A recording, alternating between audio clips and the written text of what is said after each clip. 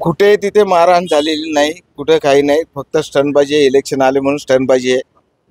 आम्ही महाराष्ट्र सरकारचा माननीय मुख्यमंत्री देवाभाऊ, माननीय उपमुख्यमंत्री एकनाथ शिंदे, माननीय उपमुख्यमंत्री अजितदादा पवार यांचं आभार मानतो. कारण ज्या पद्धतीत त्यांनी जो निर्णय घेतलाय या BOCP योजनेचे राहणाऱ्या सर्वसामान्य लोकांसाठी, ते बघितलं तर ज्या टायमाला त्यांची स्टॅम्प ड्युटी 1% लागणार होती ती 100 रुपयामध्ये झाली. म्हणून त्यांचं मी मनापासून अभिनंदन करतो. सर्वांचं, महायुतीच्या सर्व नेत्यांचं अभिनंदन करतो. कारण 2 दिवसापूर्वीच आमच्या केळकर साहेबांनी, ठाणे शहराचे आमदार केळकर साहेबांनी तुळशीधाम इथे जल्लोष केला चांगल्या पद्धतीत.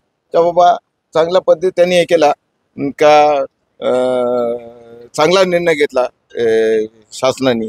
म्हणून मी आज ह्या BOCPची योजना लक्ष्मीनारायण सोसायटी आहे ना, त्या योजना 185 कुटुंब राहतात. ती योजना मी मंजूर करून आणली. मी महासभेमध्ये आवाज उठवला. महासभेमध्ये आवाज उठवल्यानंतर त्यांनी ती मंजूर दिली.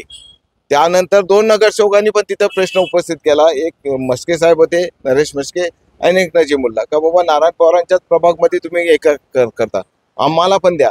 म्हणून त्यांना पण म्हणलो माझा विरोध नाही, त्यांना पण द्या. पण मी माझ्याकडे निधी घेतला, त्या निधीने 185 लोकांना, कुटुंबांना मी आज घरं दिली चांगल्या पद्धतीत. आणि गोविंदाने राहतात लोक. आणि रात्रीचा प्रकार त्यांनी जल्लोष करायचा असेल तर जल्लोष करावा त्यांनी, आम्हाला काय त्याच्याशी नाही. लोकांना उतरावा, सर्व लक्ष्मीनारायण मध्ये सोसायटीनं 185 कुटुंबांना उतरा, मोठा जल्लोष करा. मी पण जल्लोष मध्ये येईल ना, सामील होईल. कारण महायुती आहे ना, महायुती असल्या कारणाने आम्ही कशाला हे करू.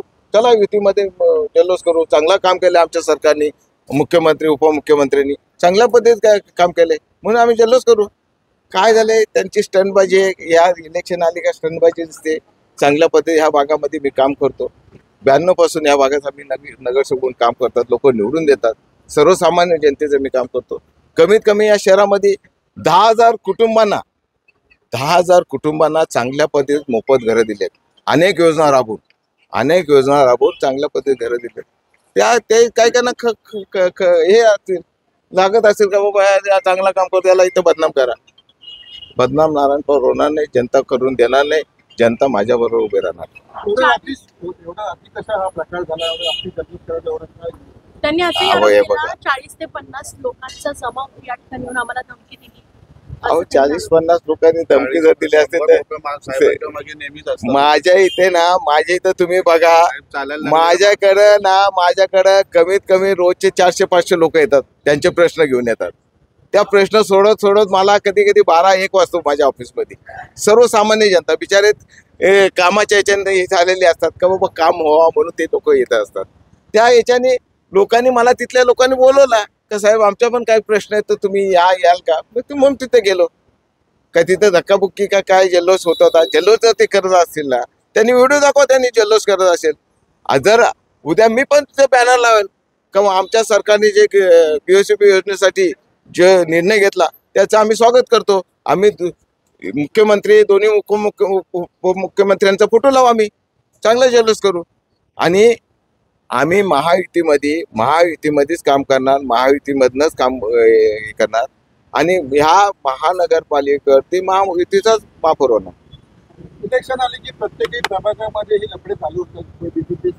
हे बघा, अजूनही युतीमध्ये पण संभ्रम आहे आणि असे असताना सुद्धा असे वाद प्रकार करतायत. आता कुठे युतीमध्ये ते वरिष्ठ ठरवतील ना, युती करायची किंवा नाही. ते बसलेत तिकडे आमचे 2 उपमुख्यमंत्री, 1 मुख्यमंत्री बसलेत, ते ठरवतील. ठाण्यामध्ये युती करायची किंवा मुंबईमध्ये युती करायची, कल्याण डोंबिवली ज्या ठिकाणी महानगरपालिकेचे इलेक्शन लागतील, नगरपालिकेचे ते ठरवतील वरती. आणि हे जे इलेक्शन आले ना, आता इलेक्शन स्टंटबाजी चालू होते. तुम्हाला माहिती आहे, तुम्ही बघितलं असेल. या 12 महिने आपण इथे काम करतोय, सर्वसामान्य जनतेचे प्रश्न सोडवतोय, सुखदुःखामध्ये लोकांच्या असतो. लोकांना सर्वांना माहिती आहे ना, कोण काम करतो, कोण काम करतो. या असं सांगून का बदनाम होत नसतो कोणी.